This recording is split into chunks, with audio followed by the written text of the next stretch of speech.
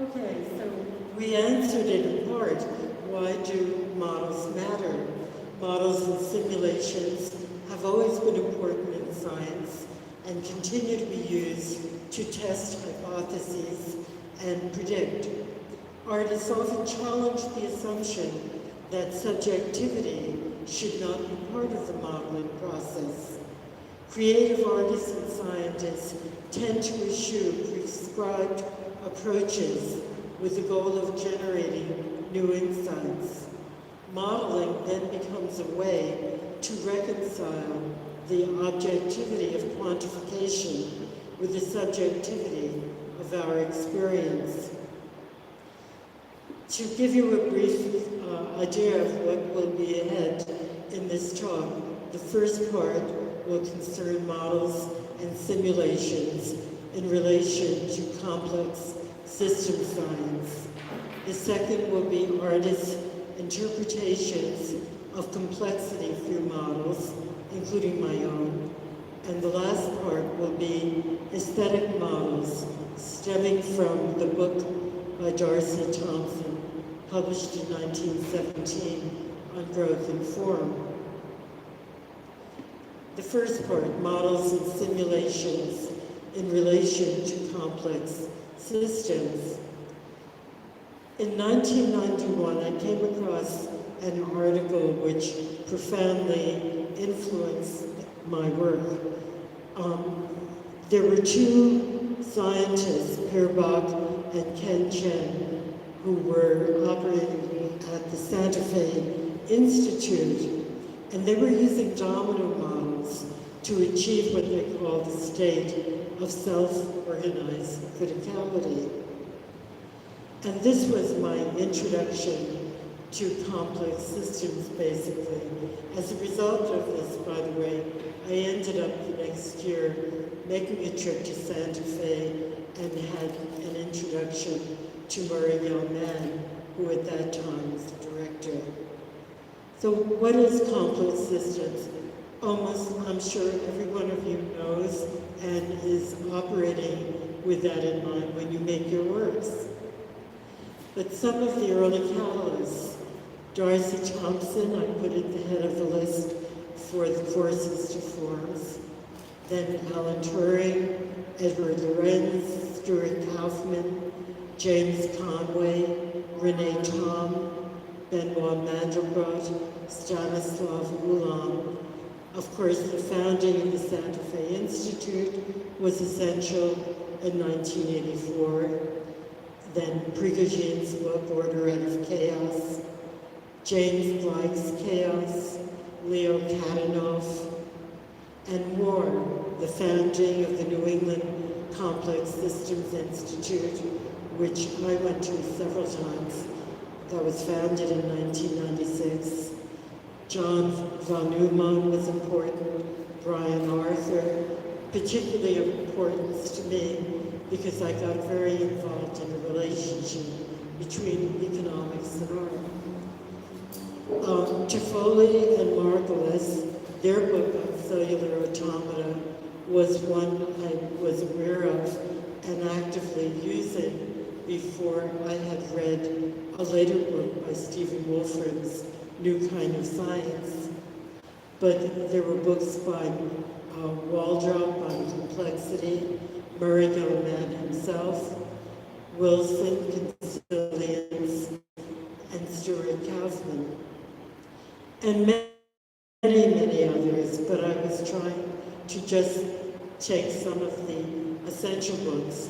Now, I listed on Growth and Form, published in 1917, as one of the most important because although, interestingly, the word gene appears once in this large book with hundreds of diagrams, and of course, genetics, the structure of genetics was not known, but he offered, as time went on, a whole other way of thinking of growth, something less influenced, perhaps, by genetic processes, or equally important, the physical processes that accompany them, that have come to be known as epigenetics, And we're at a crossroads here because epigenetics, although it's been in the public eye for about 20 years now, is really blossoming in importance.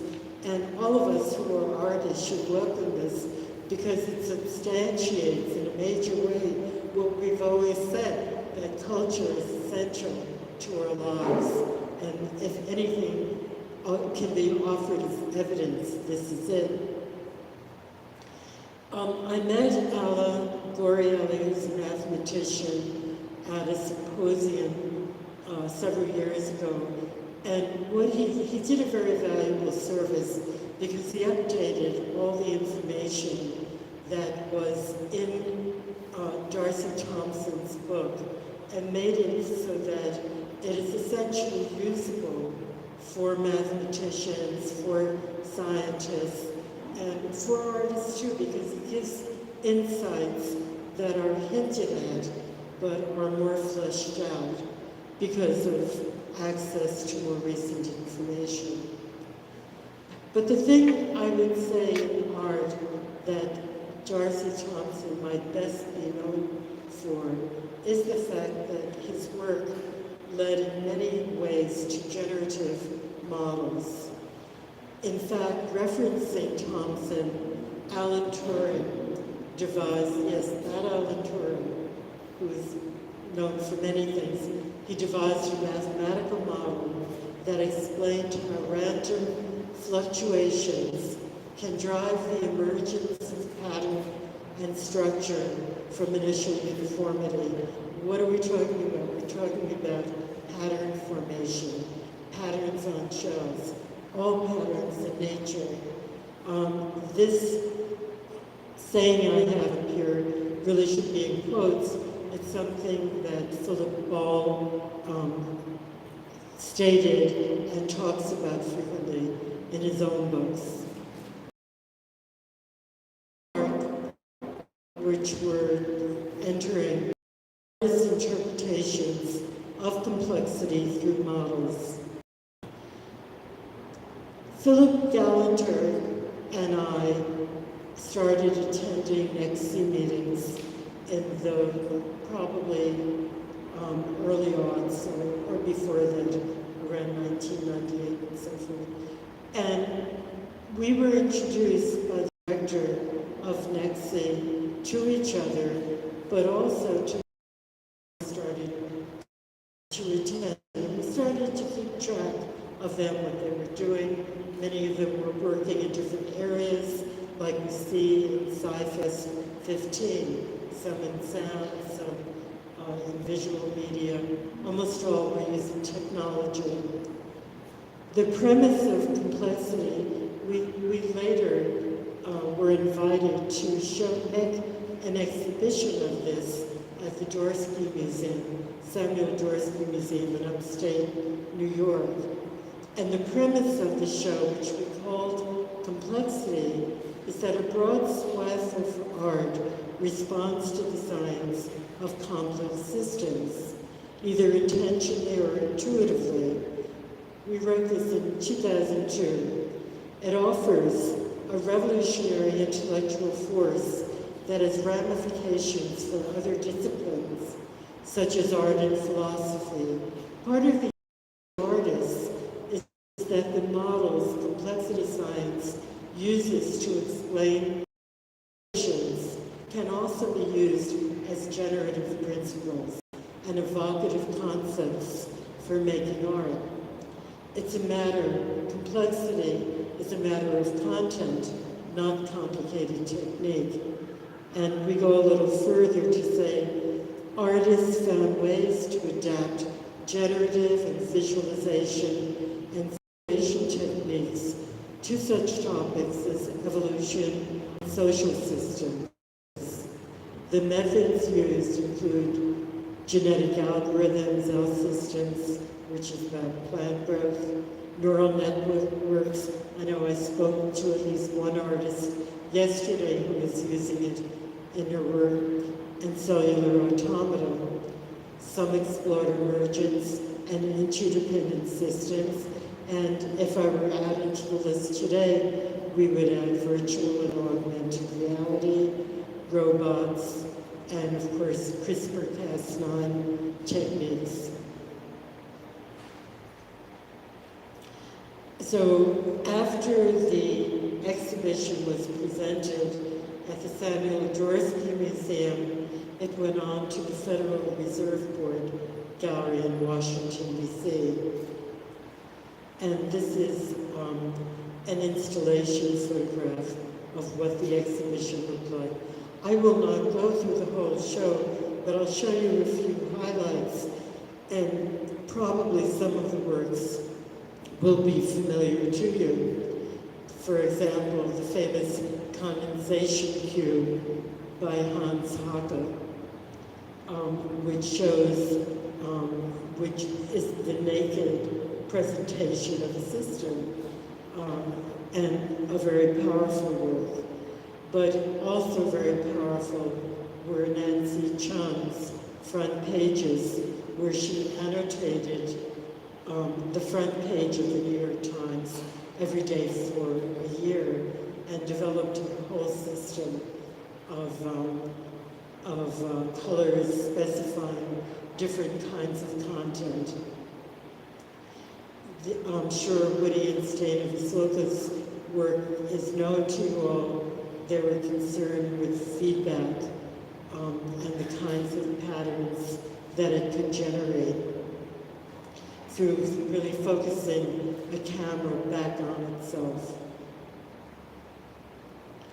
Leo Villarreal has done many public projects utilizing cellular automata, including at Burning Man, which I just read today was the subject, I guess, of some difficulties. So my own use of dominoes, coming back to the experiment by Pierbach and Chen, it seemed to me to relate to the theme of this silent vulnerability.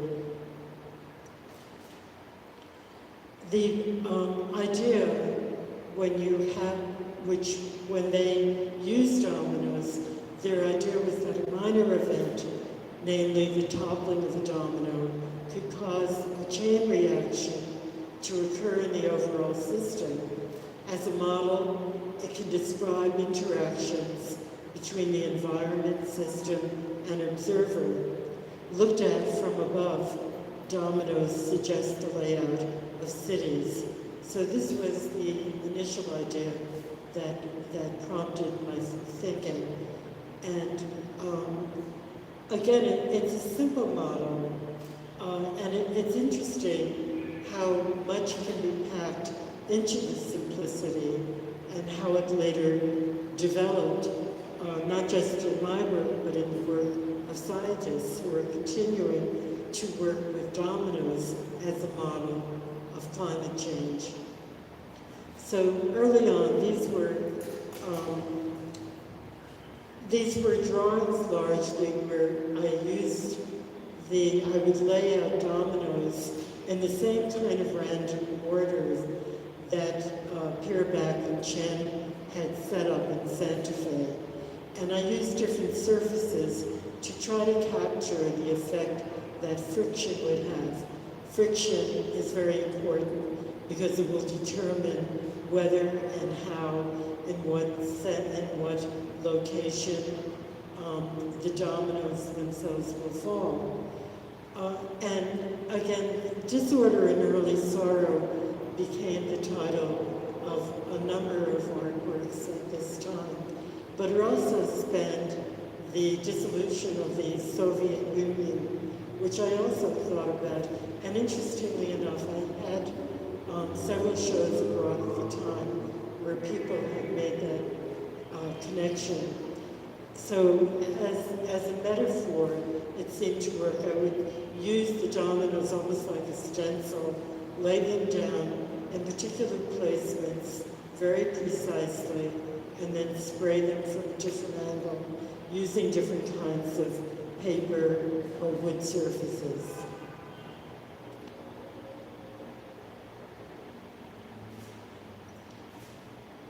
I don't think I need to comment, but I think you can also see, especially on the left, it's like a city plan. It takes on a fairly architectural component.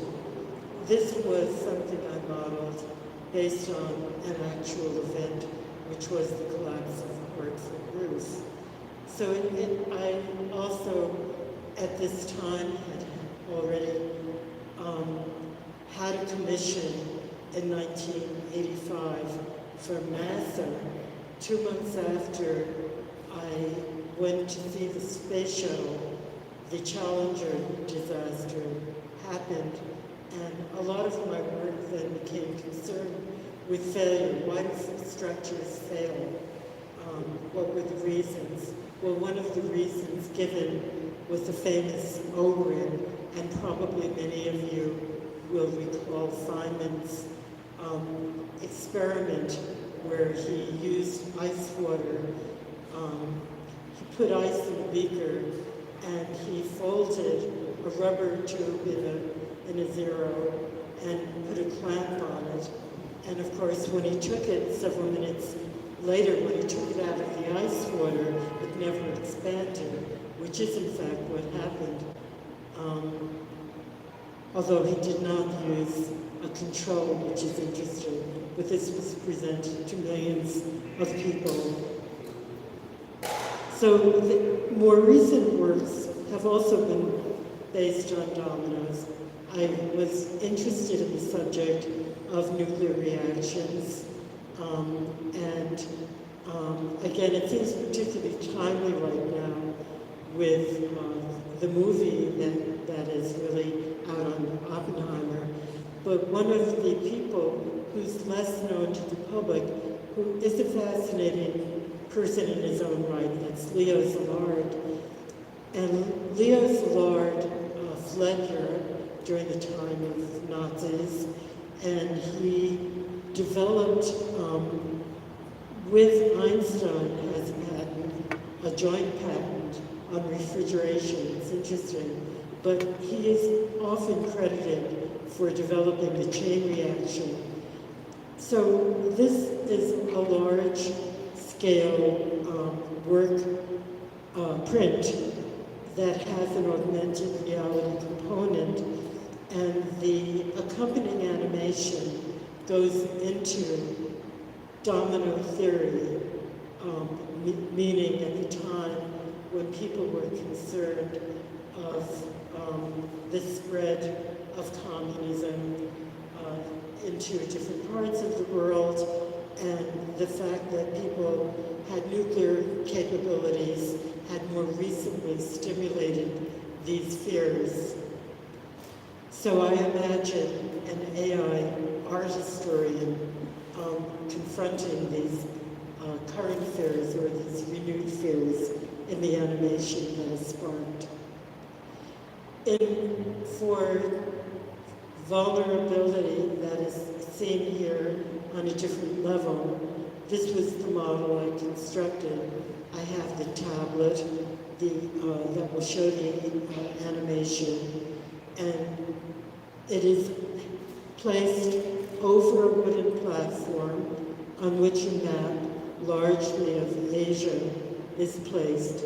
In the background, you can see a map that was from the National Geographic of migrant routes, migration routes.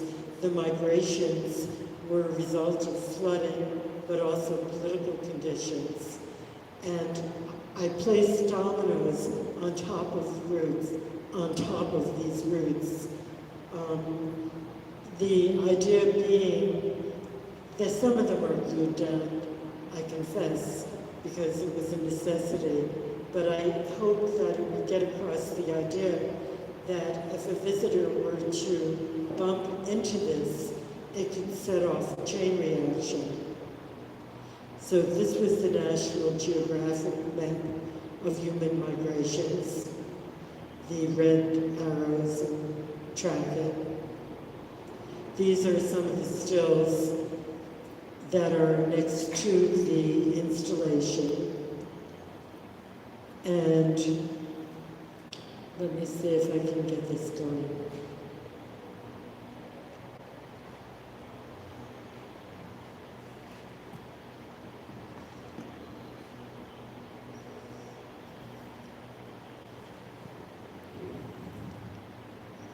This is without sound.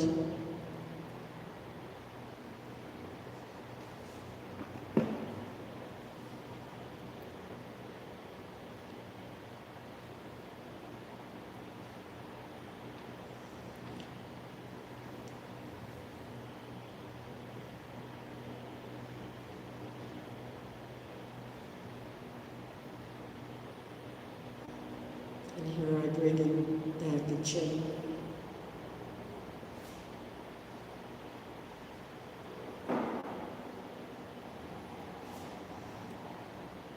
Some of the flooding is simulated with a program called Zebra, which David Levy helped tremendously. But this is the point. Suppose 100 dominoes stand in a row. If we knock over the first domino, D1, should the fall of D49 or D50 be considered a cause of the last domino falling? We are D1. So the model is actually a model of causation and of where people have some agency to do something about events that are unwanted. So my aim was to provide the viewer with insights into how her actions can influence the configuration of the entire entity. I had other models. I've been making art a long time, and I've also found patterns very intriguing. Chain reactions, cascading effects are found in the way ideas are triggered. For example, innovation is characterized by the generation of a new concept from an earlier one. Tracking citations in the patent office exemplifies the process of reinvention. And actually, interestingly enough, I found a lot of connection with this in George Kugler's book, The Shape of Time, where he talks about how influence in the arts goes from one set of ideas to another.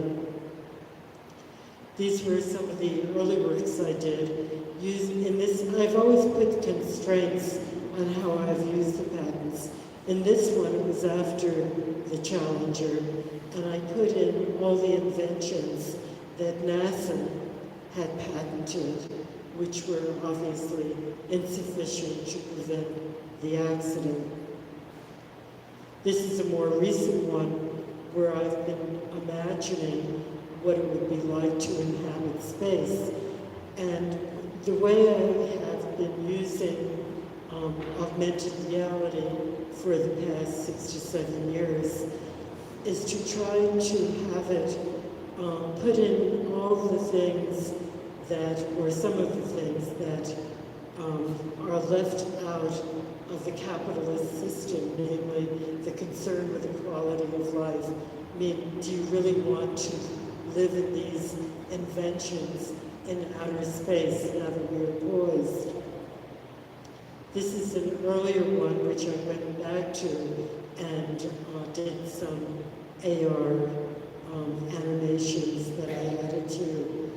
But it has to do with Coca-Cola colonization, my own portrait as an astronaut, and in that one the animation is concerned with feminist ideas, the fact that women until relatively recently did not have equality there.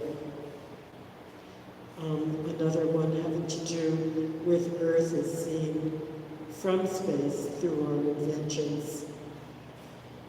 And yet another one, what is not visible here is that in the lower right is a patent having to do with the modules that were built as bomb shelters and how that looks visually like some of the inventions, the architectural ideas for inhabiting space. Which brings us now to the third part of my talk, aesthetic models stemming from On Growth and Form. So you realize that Darcy Thompson's book from 1917 is something I thought about on and off, and it led me actually to co-edit a book with art historian Carissa N. Terranova, which was published by Bloomsbury. And we charted some of the influences, certainly of Buckminster Fuller with his tensegrity structures, and Kent Nelson following that. But Sarah Bond-Mason, who's an architect, took a lot of inspiration from pictures that were in his early book of frog eggs, the way they were packed together. The packing itself became a source of inspiration for the way she modeled her work. And another architect, Hedda Steiner, viewed Thompson as an important predecessor for a current scientific model of evolutionary development, the vulture's metacarpal, that function like a three-dimensional Lorentz truss. Philip Beasley took a cellular views of astrocytes and nerve cells, and he constructed something like a neural net. I know I spoke to an artist yesterday who was involved with neural nets. And it is interactive. It lights up, moves according to where the viewer is moving. More on cellular automata. This is from Stephen Wolfram's tome, A New Kind of Science, of over 500 beautifully visualized pages. And his contention in the book was that he could use cellular automata to approximate almost any biological life form.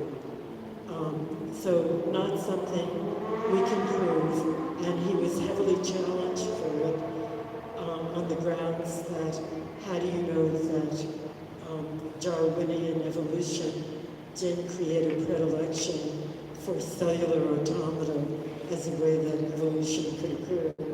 So he was a contributor to our book about the legacy of Thompson.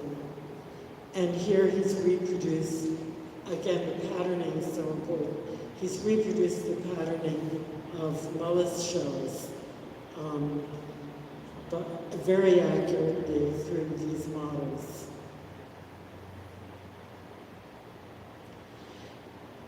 Another hero of mine, besides Thompson, has been Richard Hamilton, the pop artist. He too was enthralled by the book On Growth and Form. He was part of a group of artists in London called the Independent Group. And he did his version of the book called Growth and Form, shown at the ICA in 1951. And it was more recent years, it was recreated at the Tate Modern when there was a retrospective of his work. But I've always liked the idea as an artist to show how working in different modalities, as a visual artist, as a writer, as a curator, you get a different reflection as you see things. And also, it's wonderful to have the experience of seeing works through the eyes of others that you could never imagine. One lifetime is not enough, so that's why we have books. And with all of this, organicism became a model. It's been renewed, I would say. It's been renewed for many reasons, among them CRISPR now, but in the involvement in genetics, and also genetics plus the effect of the environment on life forms, epigenetics. So organicism becomes increasingly informed by science and technology. And that's during the time that Thompson's book had came out. In New York, there was a symposium that took place in 1951 called On Aspects of Form with Lancelot Law White. The conclusions were that artists and architects found new scientific legitimacy for forms, combining the high modernist mantra of functionalism with the natural mechanical efficiencies observed in leaves, tusks, horns, geodetics, spirals, renewed interest in the cognitive complexity of living organisms. For the cover of the book that we published, we did a wonderful piece by Janet Eckelman, which actually we saw in Porto just by, it's not this, it's another one. This is one that was shown in Vancouver. But her images looked like some of the nets, the deformed nets that we see in a good part of the book. In fact, the best part of his book, the best known part of his book, has to do with his transformations of deformed grid. This show was held at the Pratt Manhattan Gallery, and that's Taube Auerbach's work on the right, and on the left is Christy Rupp's work. And I'll talk a little bit more about the work right in front of the glass in the back. And that work is by Adam Brown and Robert Bernstein. So there were three parts to the show. Laws of nature, where artists engage with major forces of nature. And here, Adam Brown and Bob Bernstein try to reconstruct Harold Urey and Stanley Miller's 1953 Origin of Life experiment. Of course, it was hard to stage this. We could not bring oxygen or nitrogen tanks into the exhibition space, not a surprise, but they had a lot of accompanying material. The second part was about morphogenesis and self-organization, where artists are appropriating nature's generative potential. I'll let you read the names of the artists, but I will show a little bit of Haresh Lalvani's work, who applies forces to create elegant, seamless topological surfaces from a single sheet of metal. What's amazing is that his metal pieces, which start as flat pieces of metal, actually grow and assume their shape in front of you. This is a work by Ricky Albenda. On the right, in the little inset on the right, is one of the pictures that Darcy Thompson included in his book. He was trying to show that by deforming the grid, you could change some of the regular characteristics of a species of fish to have it appear like another. And Ricky Albenda, without knowing of Thompson, had almost duplicated some of that effect in his work. As another model, crystals were used. Again, I put an insert of some of the crystals that Thompson was really concerned with. And of course, he himself was influenced by books on crystallization, some very well-known books.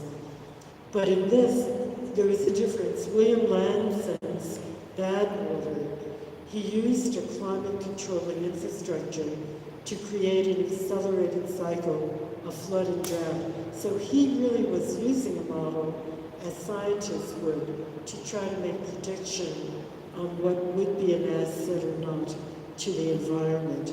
Here's what the whole display looked like. And then the last section was repairing nature, where artists devised projects that might actually reshape human behavior regarding the ecosystem.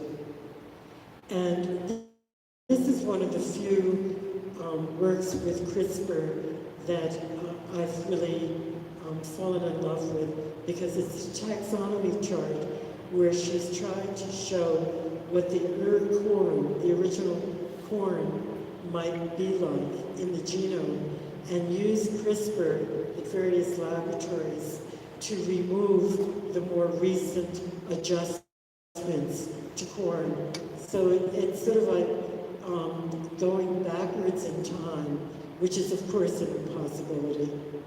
And she did this with Maria Antonia Gonzalez Valerio. This is Victoria Vesna's work, and she was making visible some of the negative effects of excessive noise on planktons. Looking forward, can we promote ecological resilience with simulations that utilize complex systems and its models? And I promised you that I would update you. Domino models are being used today to develop strategies for cities to mitigate effects of global warming. Scientist Kai-Sheng Liu of Beijing University points out domino-like behavior is ubiquitous, and it's seen in phenomena ranging from nanofriction and molecular collisions to earthquakes and economic activities. He says, quote, characterizing the relationship between macroscopic motion and microscopic mechanisms of such systems has been one of the fundamental scientific images. So thank you very much.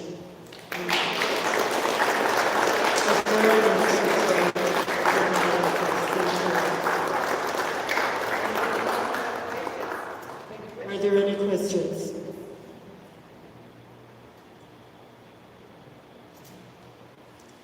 Yes.